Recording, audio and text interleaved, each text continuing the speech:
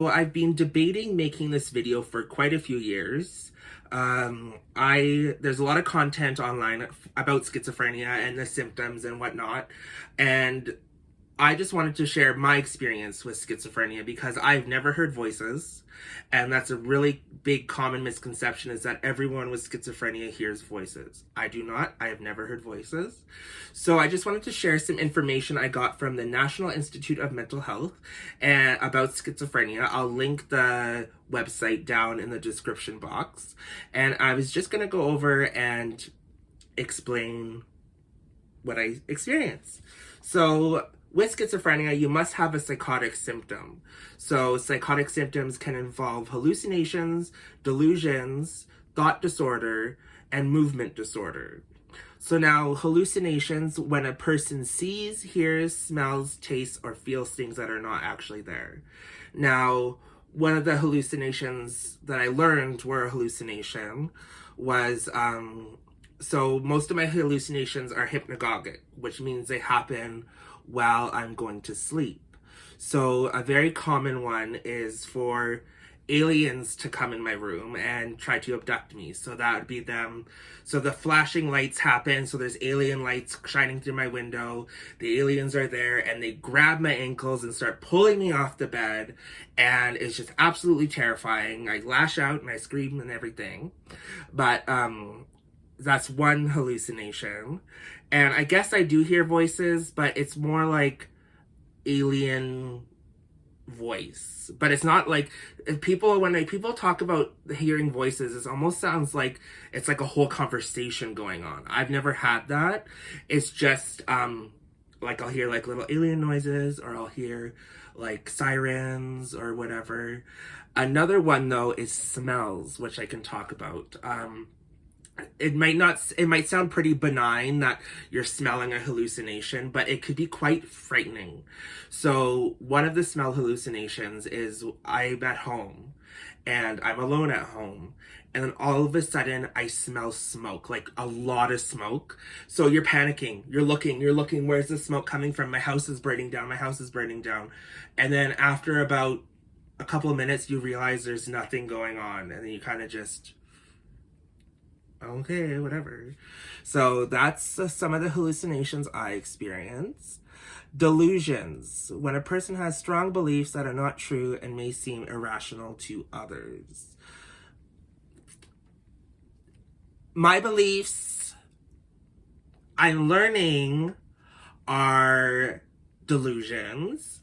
But so what I'll explain is it goes in with the alien theme. The alien theme of them abducting me and this and that. So the delusion is that they're coming to take me. I have some mission that I have to go on. I don't know what it is. They won't tell me, but I was really worried that people would think I was missing. I was so afraid people were going to think I was missing, and I was panicking, and I told my husband, and I'm crying, and that's when he took me to the doctor. And so anyways, thought disorders. So when a person has ways of thinking that are unusual or illogical. So for me, this is one I really struggle with, is when your thoughts are in your head and it's almost like my thoughts are in tongues. So I'm trying to figure out what to do, but my train of thought is not in any language. It's just garbled, like a nonsense words or whatever. So that's pretty difficult. So, if you see someone with schizophrenia and they seem distracted, they might be, having that kind of stuff go on in their head. Now, movement disorder is one.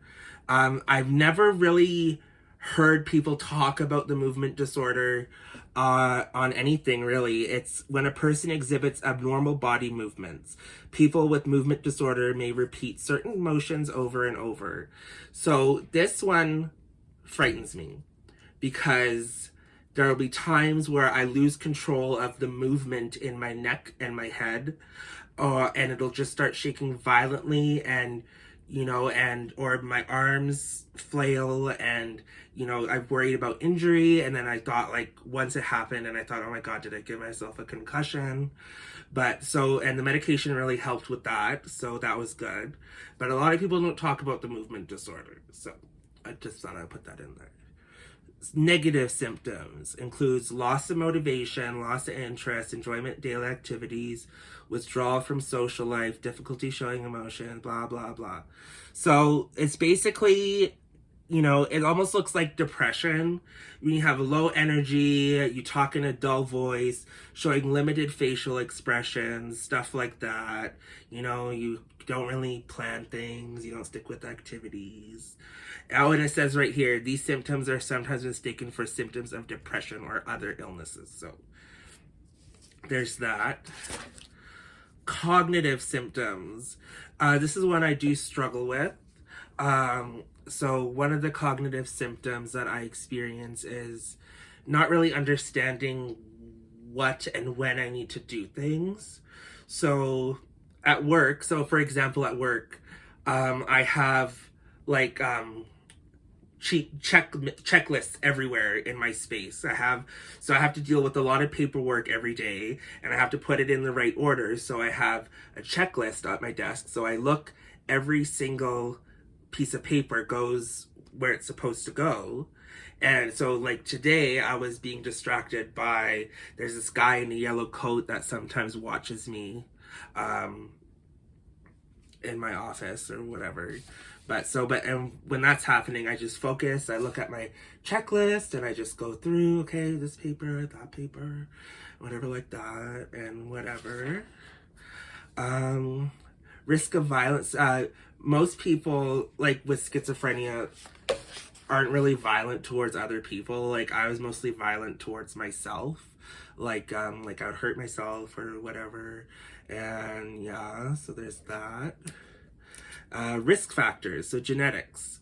So schizophrenia sometimes runs in families. I won't go into any details, but yeah, I can see that. Environment, so there's a lot of genetic factors and environmental factors. So I had a lot of ear infections as a kid, like a lower socioeconomic situation and whatnot. And brain structure and function. I like to say I don't have a screw loose, the whole piece is missing. So antipsychotic medications. Antipsychotic medications saved my life.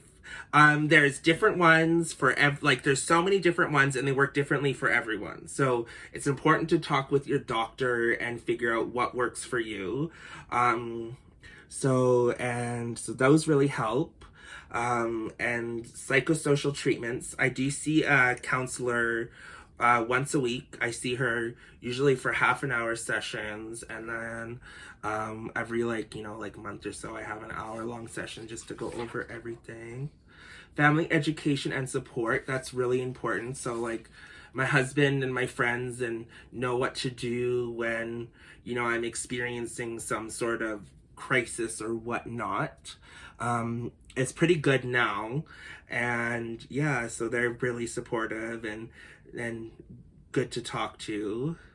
Coordinated specialty care is that's for people something people might need, if they're early in the stage of schizophrenia and they don't really know what to do about it. So that would be like, you work with other people, like professionals, and they provide the right care.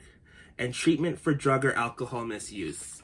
That is that is a problem. Like, I won't, it's kind of personal, but it does happen, and it does make the schizophrenia worse. So if you're experiencing, like substance problems or anything, there's resources out there to, try and fix that. But yeah, that's it. So anyways, thanks for listening to my little video, but okay, bye.